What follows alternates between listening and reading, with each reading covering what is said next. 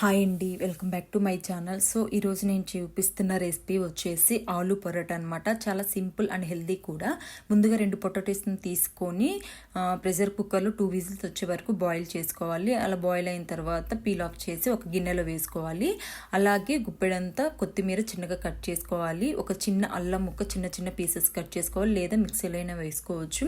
అలాగే 1 table spoon ధనియా powder, 1/2 table spoon జీరా powder, 1/2 table spoon పసుపు, అలాగే రుచికి సరిపడా కారం. మీరు కారం వద్దు అనుకుంటే గ్రీన్ చిల్లీ అయినా పచ్చిమిర్చి అయినా చిన్న చిన్న పీసెస్ కట్ చేసుకొని వేసుకోవచ్చు. అలాగే రుచికి సరిపడా ఉప్పు, ఇవన్నీ వేసుకొని నేనైతే 2 ఆలుకి చెప్తున్నాను అనమాట. సో దాన్ని బట్టి మీరు ఎంత క్వాంటిటీ తీసుకుంటారో దాన్ని బట్టి అడ్జస్ట్ చేసుకోండి. సో ఇప్పుడు ఇవంతా బాగా మిక్స్ అయ్యేలాగే మెత్తగా స్మాష్ చేసుకోవాలన్నమాట.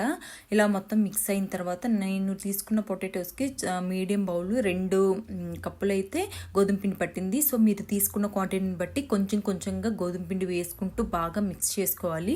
మీకు ఇంకెక్కడైనా పిండి ముద్దగా రాలేదంటే కొంచెం వాటర్ కూడా యాడ్ చేసుకొని బాగా ముద్దలాగా అయ్యే వరకు, మనం చపాతీకి ఎలా అయితే మిక్స్ చేసుకుంటామో అలా ముద్దగా అయ్యే వరకు బాగా మిక్స్ చేసుకోవాలన్నమాట.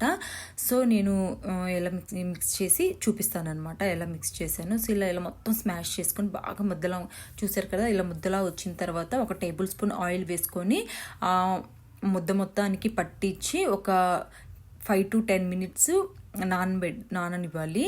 సో లేదు మీకు టైం లేదు అనుకుంటే కలిపేసుకొని వెంటనే చేసుకోవచ్చు. నేనైతే 10 minutes పక్కన పెడుతున్నాను అనమాట. ఇలా కలుపుకొని 10 minutes తర్వాత మనం పరోటాస్ చేసుకుందాము. సో ఇప్పుడు నేను పరోటా ఎలా చేయాలో చూపిస్తాను. ముందుగా ఒక పెద్ద సైజు ముద్ద తీసుకొని దాన్ని ప్రెస్ చేసుకొని కొంచెం ఆయిల్ అద్ది మళ్ళీ దాన్ని రోల్ చేయాలన్నమాట ముద్దలాగా. సో అలా వద్దు అనుకుంటే డైరెక్ట్గా చేసుకోవచ్చు. ఇలా ముద్ద చేసిన తర్వాత మళ్ళీ చపాతీలాగే చేసుకుంటూ దాని మీద కొంచెం కొంచెంగా పిండి అద్దుకుంటూ ముందు వెనుక మొత్తం రౌండ్ షేప్ లాగా చేసుకోవాలి. సో మనం చపాతీ కొంచెం పల్చగా చేసుకుంటాం, కానీ పరోటా కదా మనం చేస్తుంది, కొంచెం థిక్గానే ఉండాలన్నమాట. ఇలా తర్వాత అలా చేసుకున్న తర్వాత ప్యాన్ పెట్టి దాని మీద 1 టేబుల్ స్పూన్ నెయ్యి వేసి మనం ఏదైతే ముందుగా పరోటా చేసుకున్నామో దాన్ని మొత్తాన్ని రోల్ చేసుకుంటూ ముందు వైపు, అలాగే ఇక్కడ కూడా 1 టేబుల్ స్పూన్ నెయ్యి వేసుకొని ముందు వెనక బాగా కాలే వరకు మంచిగా కాల్చుకుందాం అనమాట. సో ఇప్పుడు కాల్చి నేను చూపిస్తానమాట.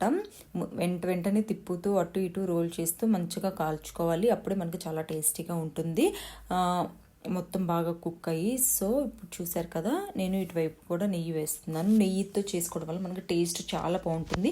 ఆయిల్తో కూడా చేసుకోవచ్చు, బట్ నెయ్యితో అయితే ఇంకా చాలా బాగుంటుంది టేస్ట్. సో ఇలా ముందుకి వెనక్కి తిప్పుకుంటూ మొత్తాన్ని బాగా రోస్ట్ చేసుకోవాలన్నమాట. పరోటాని చూసారు కదా వీడియోలో, బాగా రోస్ట్ అయింది. అంతేనండి, చాలా సింపుల్ అండ్ హెల్దీ కూడా. మనకిది ఉట్టిగా అయినా తినవచ్చు, లేదా మనం యూజువల్గా పప్పు చేసుకోవడం అలా పప్పులో అయినా మిక్స్ చేసుకోవచ్చు, లేదా పప్పు కూడా ఇష్టం లేదు అనుకుంటే కర్డ్లో అయినా మిక్స్ చేసుకొని తినొచ్చు అనమాట. సో ఉట్టి తిన్నా కానీ మనకి చాలా బాగుంటుంది. సో ఇదండి, ఐ హోప్ ఈ వీడియో మీకు నచ్చిందని అనుకుంటున్నాను. Please do like, share and subscribe. Thank you.